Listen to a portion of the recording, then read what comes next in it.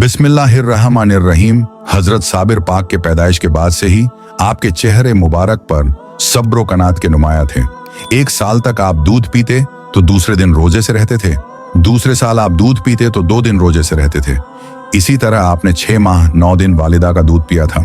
तीसरे साल शुरू होते ही आपने अपनी वालिदा का दूध छोड़ दिया। आप जौ या चने की रोटी बराए नाम खा लेते थे।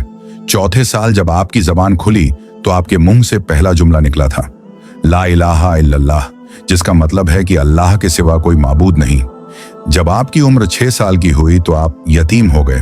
फिर आपकी उम्र 7 साल की हुई तो आपने पाबंदी के साथ तहज्जुद पढ़ना शुरू किया और हर वक्त जिक्र इलाही में मशरूफ रहते थे।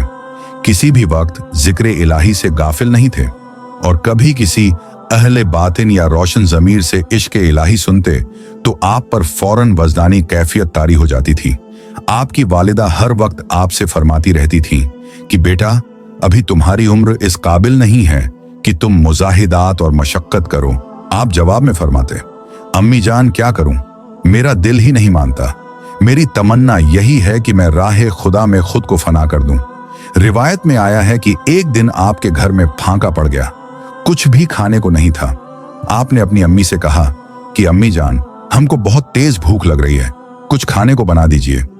माँ ने बेटे को तसल्ली दी और एक हांडी में पानी भरकर चूल्हे पर चढ़ा दी और आग जला दी और बेटे से कहा, बेटा थोड़ी देर इंतजार करो, खाना पक रहा है।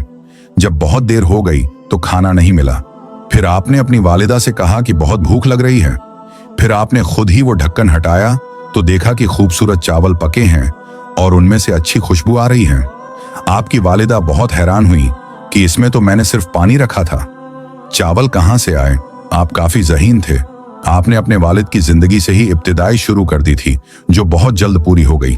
आपके वालिद के बाद आपकी वालिदा ने हजरत गिरगानी रहमतुल्लाही ताला अलैह से कहा कि बाबा फरीद उद्दीन गंज शकर रहमतुल्लाही ताला अलैह के पास जाहिरी और बातिनी तालीम हासिल करने के लिए भेज देते हैं।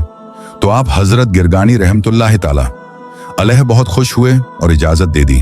आप अपने भाई फरीद उद्दीन गंज शकर रहमतुल्लाही ताला अलैह के पास अपने बेटे को तालीम हासिल करने के लिए ले जाइए। आपकी वालिदा आपको लेकर पाकपट्टन पहुंची। आपकी वालिदा ने अपने भाई फरीद उद्दीन से कहा, आप इस बच्चे को अपनी गुलामी में ले लें। इस पर बाबा फरीद उद्दीन ने फरमाया, बहन, मैं तुम्हारा एहसानमंद हूं, मैं खुद इसका मुंतजिर था। ये बच्चा औलिया अल्लाह के झूमरे में यकता और बेमिसाल होगा। आपकी वालिदा भी आपके साथ 3 साल तक रहीं। इसके बाद वापस हरात चली गई।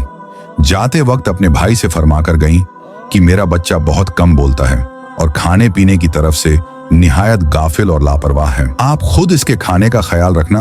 ये बच्चा रोजे बहुत रखता है, शर्मो हया का पुतला है और बहुत गैरतमंद है। हजरत बाबा फरीद उद्दीन गंज शकर रहमतुल्लाही ताला अलैह ने आपकी वालिदा के सामने आप हजरत साबिर पाक रहमतुल्लाही ताला अलैह को बुलाकर लंगर बांटने का हुक्म दिया। ये सुनकर आपकी वालिदा बहुत खुश हो गई।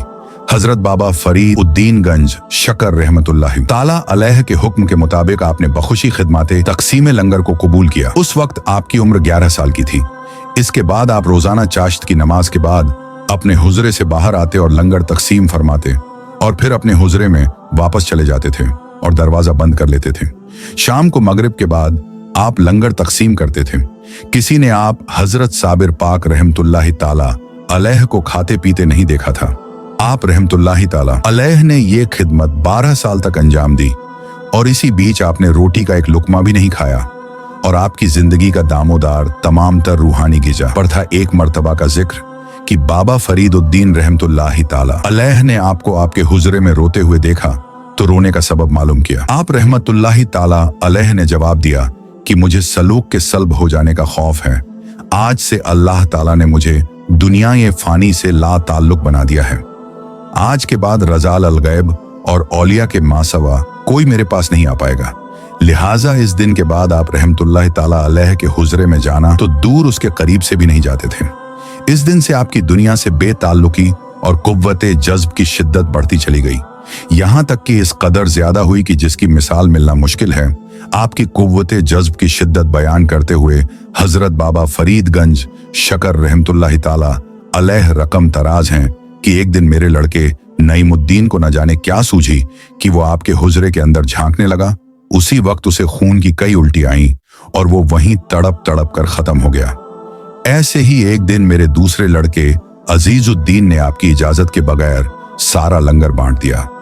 जब वो लंगर बांट कर चला गया तो कुछ देर के बाद आप रहमतुल्लाहि ताला अलैह तशरीफ लाए और नाजिम लंगर खाने से कहा कि लाओ लंगर तकसीम करते हैं। उसी वक्त नाजिम ने सारे वाक़े बयान कर दिए कि लंगर बांटने के लिए बिल्कुल भी खाना नहीं है। जब आपने ये सुना तो आप जज्ब में बोले और आपके मुंह से निकला, क्या वो मूजी जिंदा बच गया? बस इस जुमले का निकलना था कि अजीजुद्दीन का उसी वक्त इंतकाल हो गया। अल्लाहू अकबर। ऐसे ही एक बार और बाबा फरीद का तीसरा लड़का आपके गुजरे के करीब हुजरे की तरफ मुंह करके पेशाब कर रहा था तो वो उसी वक्त तड़प तड़प कर खत्म हो गया। बाबा साबिर पाक रहमतुल्लाहि ताला अलैह की इस तहरीर से अंदाजा लगा सकते हैं आपके जज्ब की हालत किस तरह शदीद थी, जिस पर कोई गैर नहीं बल्कि अपने ही सगे मामूजात भाई थे जो आपके जलाल के सामने नहीं टिक सके। एक के बाद एक की मौत होती गई।